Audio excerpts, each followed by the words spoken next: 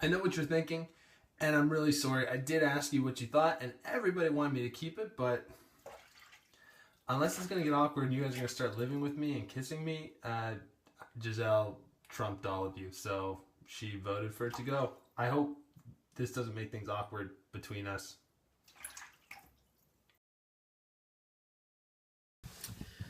It is 6 p.m.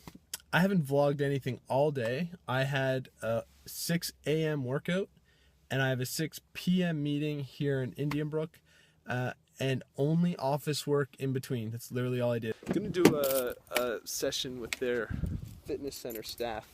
I've always said, and this is for any business out there, I don't care what industry you're in, if you want to improve your bottom line, you need to improve your front line. These guys are bringing me in tonight to do some work with their frontline staff.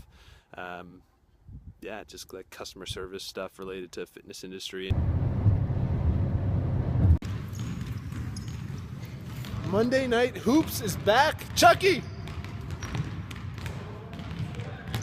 The vlog's back. Yeah, it's good to be back.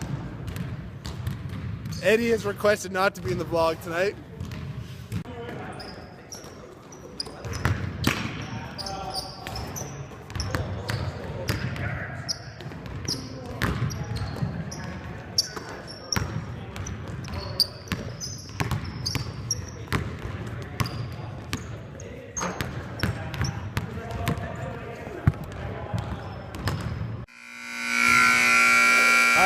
Halftime.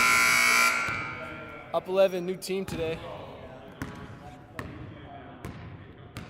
Everyone's camera shy. On my way home from basketball now. It was a good night of basketball. It wasn't a great night of basketball. Usually, actually, it was a pretty frustrating night of basketball. Interesting lesson to take from tonight's basketball game that can really cross over into business and other sports and anywhere where teams are involved, really. Scarcity mindsets exist everywhere, and they're really tough to shake. But the hard part with scarcity mindsets is that all it takes is one person on the team.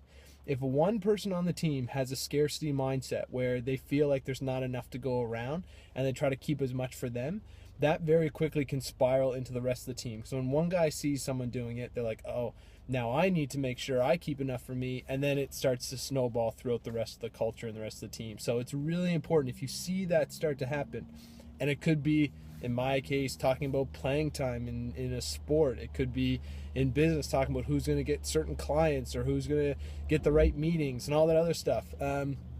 It can happen with a variety of different variables, but it's important when you see it to really stop it as quickly as you can. Back in Halifax now, all showered up, just after 11 o'clock.